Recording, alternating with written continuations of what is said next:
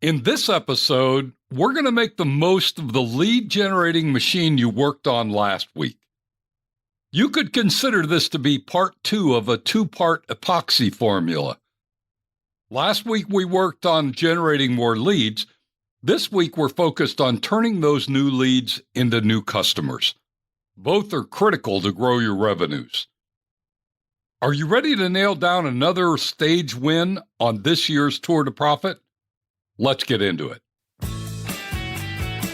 Welcome to Why Business Teams Fail and How to Avoid It, a show helping small business owners build a radically engaged team that can run the business without you, so you can remove the stress from owning a business and enjoy the freedom you deserve. Now, here's your host, Rich Allen. Today you'll learn that regardless of how many leads you generate, the key to success is to successfully convert those who fit your ideal customer profile into new customers. That most business owners are thinking upside down on their sales process, meaning their funnel isn't really a funnel, it's a vacuum. And that when you build a vacuum that has suction and attraction, you'll end up with all the new customers you can handle and more.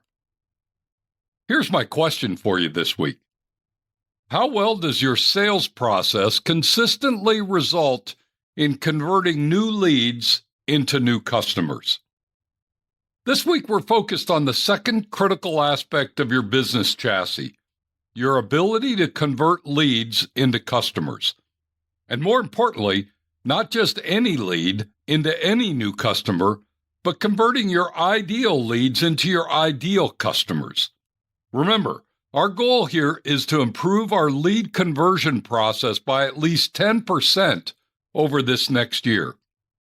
And while we're at it, let's focus our time on getting even more great customers, those that fit into your ideal customer profile.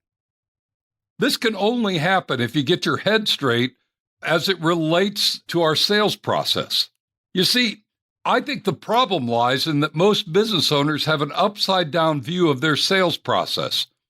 When I ask a business owner to draw out their sales process, they very quickly begin to draw a funnel where it's wider at the top and narrow at the bottom. The funnel suggests that we dump leads into the top of the funnel, the wide end, and over time, some of the leads we dumped in fall to the bottom as new customers. In this view of a sales process, you have to go find lots of new leads and focus your efforts on nurturing them in some way through weekly emails or social media posts or a promotional campaign. Then, after they hear about you enough, they will someday drop their defenses, pull out their credit card, and do business with you. It's the equivalent of opening a new storefront and hiring a sign flipper to entertain the people driving by in hopes that one day they'll decide it's time to stop in and see what you have on sale. But as you can imagine, I don't think your sales process does or should work that way. In fact, I think it's totally upside down. Let me share with you a different way to picture your sales process. I'd like to suggest that your sales process is more like a vacuum than it is a funnel. That is, the widest part of the process is at the bottom, not at the top. Rather than the funnel approach where you dump leads into the top, with a vacuum there's got to be suction or attraction to get your ideal prospect caught up in your vacuum. If you're familiar with helping with household chores, you'll know what I'm talking about. I'm quite familiar with it because my job when we're cleaning the house is to clean the floors and vacuum the carpets. When I turn on the vacuum, I get this powerful suction that lifts the dirt, dog hair, and things that shouldn't be there from the carpet and puts them into the container. You see, I think the suction heads of your vacuum are very similar to your marketing or lead generating strategies that we discussed last week. These lead generating strategies must have the suction or attraction to get the attention of your ideal prospects and lift them into your container, which is the equivalent of being added to your sales process. Once they're attracted to you by your lead generation messages, your job is to move them step by step further up your sales vacuum until they finally have enough knowledge, understanding, and confidence in how you do what you do that they're willing to do business with you. I believe this process of moving them further up your sales vacuum is a series of process steps that accomplishes these critical tasks. First, you need to qualify them as a viable lead. This is where you ask a few simple, important questions to see if they're a good fit for your services. This may include things like their preferences, their timing, their budget, what truly matters to them most as a prospective customer. As you can imagine, it makes no sense to do business with them if they're located outside your service territory or if they're planning to spend far less than your typical products or services cost. You also wouldn't want to spend more time with them if they need something you don't offer, or if they have a different opinion on what matters most about your industry. The qualification process is about finding the alignment between how the prospect views your industry and how you view your industry. When there's alignment, then and only then does it make sense to spend more time moving them closer to becoming a customer. What are you doing to qualify your prospects? Secondly, as you begin to see that your prospect is qualified, you need to begin sharing value with them. This may come in the form of a cheat sheet or a guide to making a good purchase decision or a fact sheet to help educate them as a buyer. The more you help your prospects become better decision makers, the more they'll appreciate and welcome your help and guidance. It's important at this stage that your prospects understand that you want them to make the right decision, whether or not it involves them doing business with you or not. The best way to make sure this happens is to give them something or several somethings of real value. What are you giving your prospects that they see as real value? Thirdly, after you've shared real value with your prospect, you've earned the right to ask about their willingness to buy from you. As Jay Levinson would say it, this is the point in the sales process where you ask your prospect to do something physical. This physical action is often the early indicator that they're ready to make a commitment. To give you a real example, I had a client who owned a 60-foot catamaran, which he used as a party venue on a large lake. As he took his prospects through his sales process, after qualifying them and giving them something of real value, he would invite them to come see the boat. He wouldn't set up a meeting in their office. He would schedule his next meeting with them at the marina on his catamaran.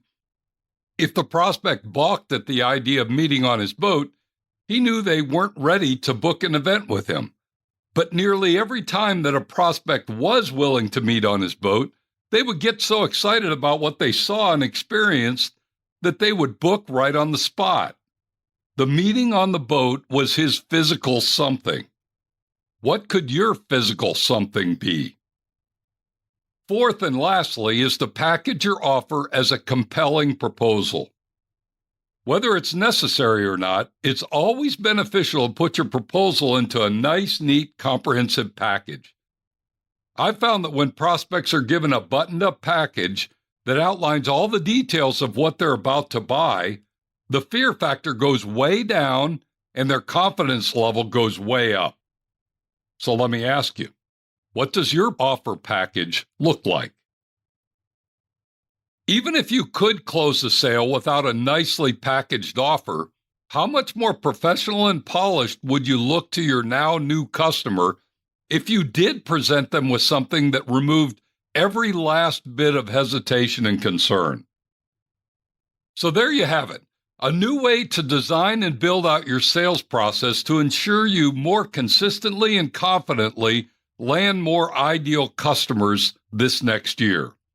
Stop thinking about funnels, start thinking about a vacuum. Find a clever way to qualify your prospects so you don't spend too much time with those you don't want as your customer in the long term. Give your qualified prospects real value so they can tell that you want them to make the right decision, not just a buy from you decision. Find your physical action that will let you know with certainty that your prospect is really interested in making a purchase. And package your offer in a professional, comprehensive way to eliminate any last-minute hesitation or concern. If you follow this advice, you'll be far more likely to improve your conversion rate by more than 10% this next year, which is important if you want to achieve that 60% increase in your profits that we've been claiming can come from your business chassis. Remember, we're not looking for out-of-this-world improvements, just a 10% improvement each and every year in each of the 5 areas of your business chassis.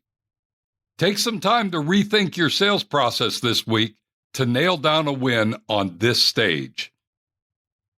As we wrap up today's podcast, let me leave you with these simple thoughts. Number 1, your sales process is more like a vacuum than it is a funnel. Change your thinking on this and you'll change your outcomes.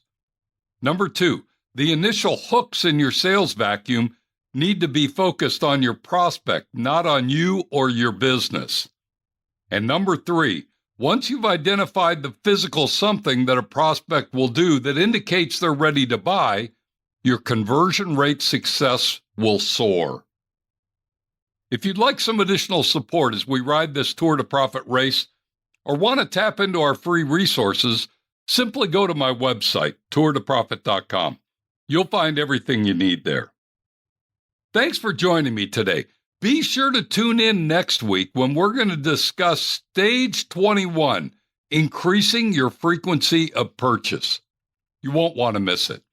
Now, go make it a great week, and whatever you do, ride hard. Thank you for listening to Why Business Teams Fail and How to Avoid It. Make sure to like, subscribe, and tell your friends so you don't ever miss an episode. Now go make it a great week, and whatever you do, ride hard.